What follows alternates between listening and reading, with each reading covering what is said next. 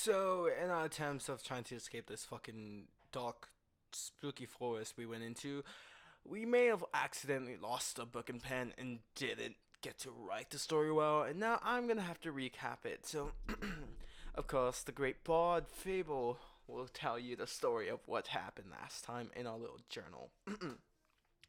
For so fresh, fuck words.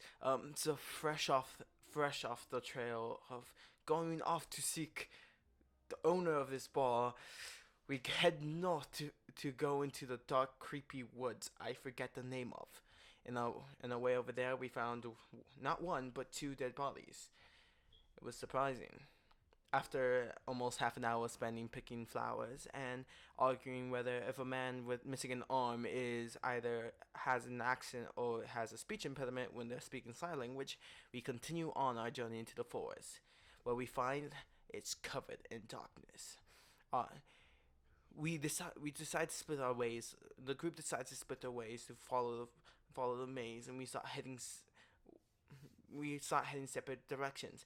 Where Alexander decides to go left, we decide to go right. Heading right, we kept going, but we kept facing traps set by someone in the past. But Alexander, meanwhile, on the other side, found loot, lots and lots of loot.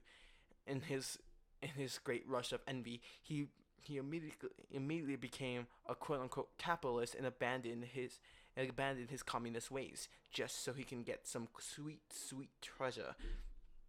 We kept going. As we kept going, the great Fable, kept dodging every trap they set for us, except well, fucking, uh, I always forget his name. I just know he's a pirate. Uh, Essler, there we go. Where Essler kept on tripping every trap ever. We kept going for a while, and then eventually we ran into something, a terrifying shadow that nearly killed me. While Alexander and Essler were looking at some treasures, I walk into the shadow, and he barges his thorns and his hand finger stings into my stomach and carves me open. I remaining still with one hit point left. Soon after the party quit, after hearing my screams, the party came running to join me. The the foul beast was too much for us, almost killing Alexander, Esther, and me. I gave it damage by setting it ablaze, but every time Alexander tried hitting it, the damage got thrown back at him until Esther pulls out his gun and shoots at the shadow. The shadow died, and we erupted in glory, scared, wounded, and a bit terrified of what that thing was. We decided to go back to the forest, where we decided to go back to some treasure we left behind, where I met a fae who promptly said they set up a bunch of pranks to keep us to entertain themselves. They were fun and kind, and apparently they love sweets. I owe them an apple pie.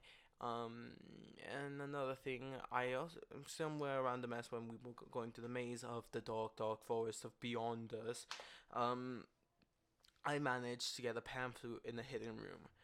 It's told to us that all the items set around this maze-like forest were not just set there from dead bodies or previous, but more or less they were put there on purpose. So we might have stolen some items, but now out of the forest, Esther, Alexander, and I are heading towards the city to find the bar owner, whose name I completely don't know. Directions are strange, and we don't know where we're going. This is a reminder to join us next time when we go into adventure. And remember to stay dandy. I still don't know what that fucking shadow creature was. God, it almost killed me.